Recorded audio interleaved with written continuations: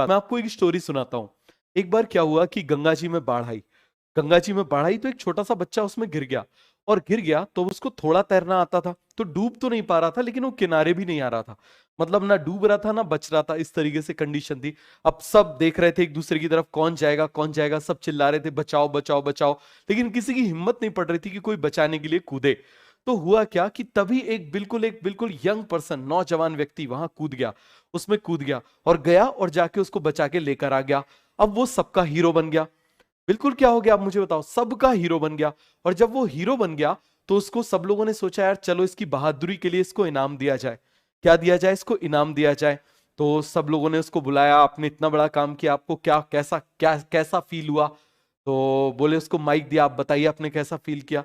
बोला ये सब तो ठीक है, पहले बताओ धक्का किसने मारा मुझे।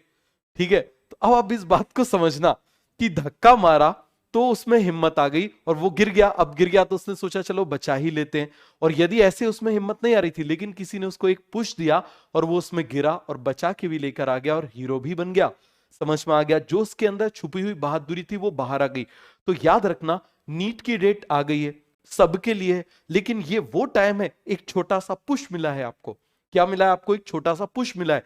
अब इस पुश से आप मुझे बताना, या तो आप शाइन कर जाओ, या तो आप क्या कर जाओ, खुद शाइन कर जाओ। और यदि आप शाइन नहीं कर पाओगे तो फिर आप डूब जाओगे। तो याद रखना, कभी भी कुछ भी होता है वो हमेशा अच्छे के लिए होता है।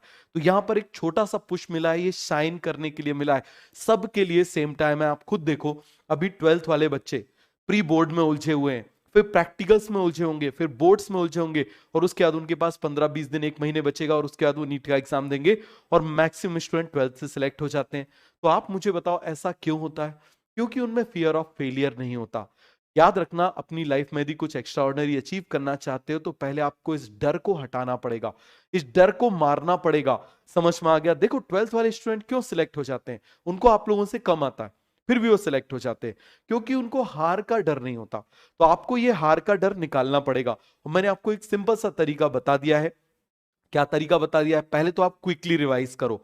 हर सब्जेक्ट के नोट्स को 2 घंटे पढ़ने की बजाय आप 2 घंटे के 6, आप 20-20 मिनट के 6 स्लॉट बना के पढ़ो। आप करके देखो, आपको समझ में आ जाएगा। इसके बाद आप देखना, तो सभी को ये पूरा का पूरा समझ में आया। इसके बाद दूसरी चीज, आपको पॉजिटिव एनर्जी बढ़ानी है। और पॉजिटिव एनर्जी बढ़ाने के लिए सबसे बेस्ट तरीका होता है एटीट्यूड ऑफ ग्रेटिट्यूड। अपने आप में एक एटीट्यूड ऑफ ग्रेटिट्यूड लेकर आओ।